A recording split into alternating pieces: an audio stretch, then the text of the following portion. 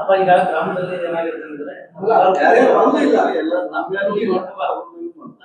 ಯಾಕೆ ಅಂತಂದ್ರೆ ಈಗ ಗ್ರಾಮದಲ್ಲಿ ನಾವು ಕೂತ್ಕೊಂಡು ಮಾತಾಡೋದು ಪ್ರತಿಯೊಬ್ಬರು ಕೂತ್ಕೊಂಡು ಮಾತಾಡಿದ್ವಿ. ಈಗ ಯಾರ್ಯಾರು ಒಪ್ಪಿಗೆ ಇಲ್ಲ ಅಂತ ನೋಡಕ್ಕಾಗಲ್ಲ. ಅಲ್ಲಿ ಏನ್ ಕೂತ್ಕೊಂಡು ಮಾತಾಡಿದೀವಿ ಅಲ್ಲಿ ಎಷ್ಟು ಜನ ಇದ್ದಾರೆ ಅಷ್ಟು ಜನಕ್ಕೆ ಕೊಡ್ಬೇಕಾಯ್ತು. ಇಷ್ಟೇ ಟಾರ್ಗೆಟ್ ಇಷ್ಟೇ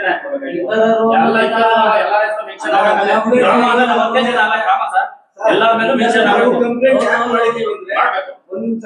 ಕಂಪ್ಲೇಂಟ್ ಯಾಕೆ ಮಾಡಿದೀವಿ ಅಂದ್ರೆ ಒಬ್ರಿಗೊಬ್ರು ಇನ್ವೆಸ್ಟ್ ಇಲ್ಲ. ನಮ್ಮ ರಮೇಶ್ ಅಂತ ಇವ್ರು ಸರ್, ಇವ್ರು ದೇವಸ್ಥಾನದ ಕಡೆರೇನೆ ಅವ್ರು ಯಾವೊಂದು ಅಪ್ಪಂದು ಅಲ್ಲ, ಅವ್ರು ಏನ್ ಶಾಟ ಕಿಟ್ಕೊಂತಾರ ಮಾಡ್ಕೊಳ್ಳೋಣ ಅಂತ.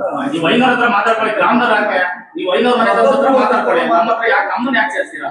ಗ್ರಾಮದವ್ರು ಬೇಡ, ಇವ್ ಐನೂರ ಮನೆ ಹತ್ರ ಮಾತಾಡ್ಕೊಳ್ಳಿ. ನಮ್ಗೆ ನಾವು ಮಾತಾಡ್ಕೊಂತೀವಿ, ಅವ್ರು ಮಾತಾಡ್ಕೊಳ್ಳಿ. ಗ್ರಾಮದವ್ರ ಮೇಲೆ ಹಾಕಿ ನಿಮ್ದು ಡೆಲಿಗೇಷನ್ಸ್.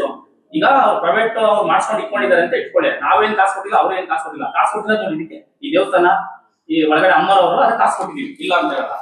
ಈ ಐನೂರ ಹತ್ರ ಕೂತ್ಕೊಂಡು ಮುಖ್ಯವಾಗಿ ಮಾತಾಡ್ಕೊಳ್ಳಿ. ಕೊಟ್ರೆ ತಗೊಂಡು ಮಾರಾಯವನ್ನ ಮಾಡ್ರಿ, ನಮ್ದು ಏನ್ ಅಭ್ಯಂತರ ಇಲ್ಲ. ಇವಾಗ ಹೇಳ್ತಾ ಇದೀವಿ, ಎಲ್ಲರೂ ನಮ್ದೆಲ್ಲ ಒಪ್ಪುಗೆಯಿಂದ ಇದೀವಿ, ಮಾಡ್ಕೊಳ್ಳಿ. ನಮ್ಗೆ ಐನೂರ ಹತ್ರ ಮಾತಾಡ್ಕೊಳ್ಳಿ, ನಮ್ದೇನ್ ಅಭ್ಯಂತರ. ನೀವು ಸಾಹೇಬ್ರ ಹತ್ರನು ಹೇಳ್ತಾ ಇರೋದು ಇದನ್ನೇ, ನಿಮ್ ಗಮನಕ್ಕೆ ತರೋದು ಇದನ್ನೇ.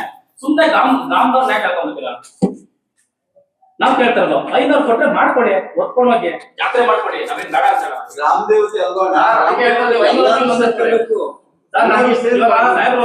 ಇಷ್ಟ ಇದೆ ಮಾಡ್ತೀನಿ, ನಾನು ಇಷ್ಟ ಇಲ್ಲ ನಾವು ನಮ್ದೇ ಅಭ್ಯಂತರ ಇಲ್ಲ ಮಾಡ್ಕೊಡ್ರಿ.